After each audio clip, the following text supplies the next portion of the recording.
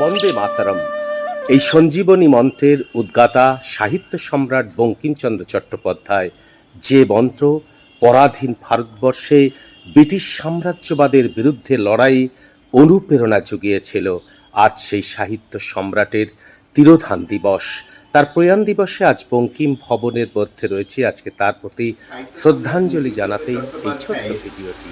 প্রয়াণ দিবস 1894 খ্রিস্টাব্দের 8 এপ্রিল 26 চৈত্র 1300 বঙ্গাব্দে বঙ্কিমচন্দ্র প্রয়াত করেন। আজ সেই দিনটিকে স্মরণে রেখে বঙ্কিম ভবন গবেষণা কেন্দ্রের পক্ষ থেকে মাল্যদান এবং পুষ্পার্ঘ্য অর্পণের মধ্য দিয়ে আমরা সাহিত্য সম্রাট বঙ্কিমচন্দ্র চট্টোপাধ্যায়ের প্রতি শ্রদ্ধা অর্পণ করব। আমি প্রথমেই মাল্যদান করবার জন্য বঙ্কিমচন্দ্রের আবক্ষ মূর্তিতে অনুরোধ জানাই বঙ্কিম ভবন গবেষণা কেন্দ্রের মাননীয় অধ্যক্ষ অধ্যাপক রতন কুমার নন্দী।